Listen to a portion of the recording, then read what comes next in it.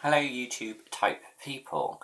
So recently I uploaded a video of I think it was about 5 bags that I thought were a bit different, a bit unique, something about them not too obvious. Unfortunately I must have waffled on for way too long, so unfortunately YouTube wouldn't allow me to upload it. I tried to shorten the clip and it still wasn't, it was still too long. So I'm going to have to learn to not waffle too much. So anyway, I decided to pick one of the bags, and for the reason I picked this one, I just thought it was a little bit quirky. I haven't seen it on YouTube in any of the bag hauls or any of the bag collections. So I thought I'd quickly talk about this one. I used this bag last at the OK Magazine Christmas party. Obviously that was December 2013. We're now still in March. And yes, we are.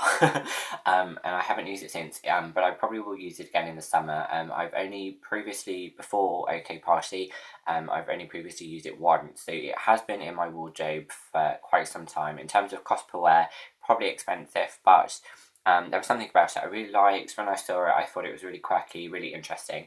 The brand is Guinness. If you know anything about Guinness, you'll know a lot of the bags she designs and the team design are really unique and really fun. That's the dust bag this particular item came in.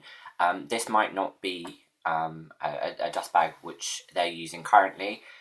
It might be something to do with one when it was limited or at the time, but this is a lilac colour with the black writing.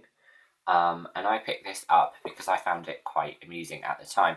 It was actually going to be something Mum and I shared for sort of going out. I think she's used it once. I have to ask her what she wore it for. So further ado, I'm going to get on with it because I don't want to think about the time. So drawstring bag, out it comes. So this is the back. It's similar to Louis Vuitton, like the pochette, little pouch type shapes. But with the Louis Vuitton, it's one end is stays on and then you can attach. Whereas this is double lobster clawed, so this can come off. You can turn into a strap at one end or a clutch, depending on your particular taste. On the night of the party, I did take this with me because sometimes it's nice to have that as an extra. But most of the night I did hold it as a clutch, so there is some tiny bits of grubby bits. Anyway, so I'm going to turn around. Ta-da! So this is what I mean about the comedy and amusement and incredible design talent of the Guinness team. As you can see here, this is a lobster.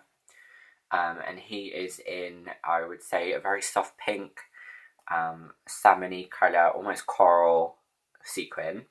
We have the 2 strawberries. We have a little fish with the googly eyes. They are 3D, so you can feel them. And then I'm presuming some kind of oyster. I'm Jewish, I don't eat shellfish. I will apologise.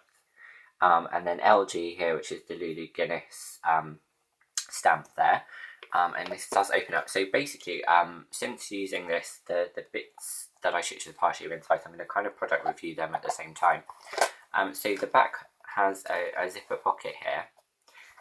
This is a tag, and then it's in the matching silver, and it looks like a hand mirror with an LG written on it. So I think most Guinness bags do come with those, unless it's a particular design.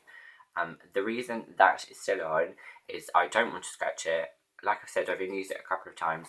These are collector's pieces. Actually, she has a lot of her bags in the V&A museum, so it's not necessarily I bought to collect, or I think I'm going to get something from it in the not too distant future. It's just something I want to keep nice and clean.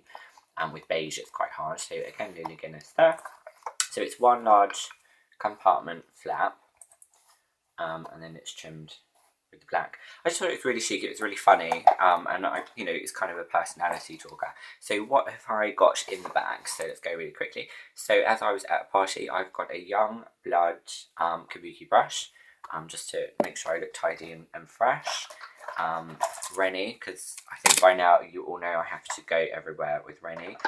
In the day I'd been to Christian Louboutin, and that was in the Selfridges store. I went to go and visit some shoes that I wanted for the party, and they are the cutout Pagel black painting, and I wore those to the party that night. What else do we have here? Fragrance, always good. This is one I got on a BA flight, but you can decant and fill it up, and I always fill it up obviously with the same fragrance. We have a Wearing Memories ring. I did talk about this properly in the video, which is really frustrating because it's such an amazing brand.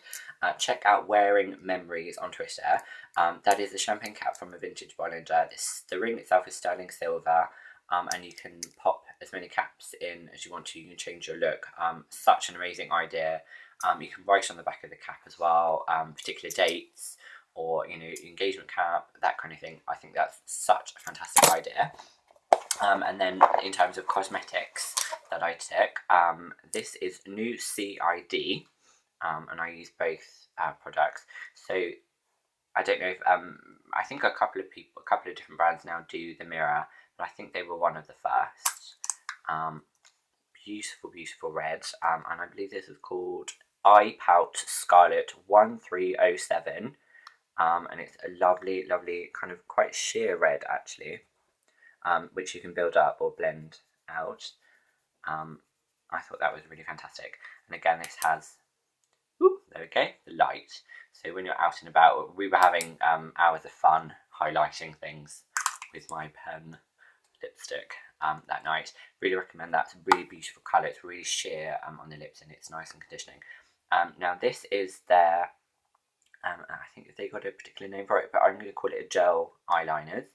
It is a trio pack. This is well loved. This is a navy, a forest green, and a really dark plummy purple. And I have one which is a palette of all browns as well. I was lucky enough to be sent a few pieces from Newcid from Kelly, who is either the CEO of the brand or owns the brand. I'm going to get that wrong and I feel really rude, I'm so sorry. And Mikey, who's a friend of mine, who's a celebrity makeup artist, an amazing one. He works with so many people, and they both work on QVC selling the products, and they do outside of as well.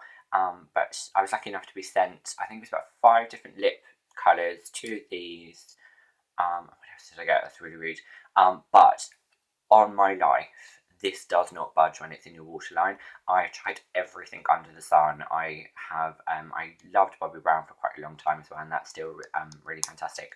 But this wins without question. This will not come out of your waterline. You are removing it for days afterwards. No, I'm only teasing. Literally, if you use a decent makeup remover, oil-based, or a really good wash, it does come off, but it will not budge. It does not drop. It's fantastic. The transfer, once it's on the eye, is really strong in terms of the colour. Actually, in this one, I've probably used the forest green the most, actually, because I think against my blue eye, it's quite nice. So do check those out. So as I was saying, that's the bag. That's Lulu. Hopefully, I'm going to use her again in the summer because I think she's fun. I think it's really unique. If any of you've got Lulu Guinness bags, some of the collector items, I'd really like to see them. Actually, I think it's a really unique one, and if you don't know much about the brand, have a little Google. Pop to the V&A, like I said, there are some of her unique pieces that she's done over the years. I think first and foremost, most people will know her for the lips shaped clutch, and that's been seen on Sophie Ellis-Bextor, and quite a lot of other celebrities, and they do it in a pink and red all the way through to different trans seasonals. I think it's like a trans piece that they keep every season. Something like a Louis Vuitton Speedy, where they change the pattern, but the bag shape itself. So I've seen it in all sorts of different colours, different patterns, and a few different sizes, I think, as well. So they're really fun. Also, she does a bag of the season where it's her particular theme of that season is done onto one bag, and then that becomes their collector's item of that. So but first and foremost, actually, some of their leather bags, they're really practical. Don't think just because they're pretty and a bit unique that you can't use them. In terms of this one, because of the beige, perhaps when I have it cleaned at the dry cleaners, which I don't want to do it myself because I'm frightened of doing that, I may have the back scotch guarded because it is a light canvas. But most of them are practical. Then most of them are wearable. I don't want to think you're spending a lot of money and then having it sit there. But also, as much, they can be really cute left out as sort of art in the home. I think that's really quite interesting. I've seen a few people that have their bags sort of put up on the walls or wherever. I like to keep mine in the dust bags and in the shade because I don't want them to colour or patina or anything. So, but I know my aunt who passed away unfortunately quite a few years ago, and she was only 27, which is another story entirely. But she used to keep her current Louis Vuitton or her Louboutin. One particular, she had a glass counter in a hallway. There was no natural light, so we wouldn't stain them, but she would have them in the glass counter, and each time she bought a new pair, they would go in there for a week before she'd wear them. Bizarre, but she was fantastic. She was so quirky. Anyway, so I've done 10 minutes. I don't want to talk any longer because I don't want to risk this not uploading again, but this quick little lovely of my necklace. Thank you so much.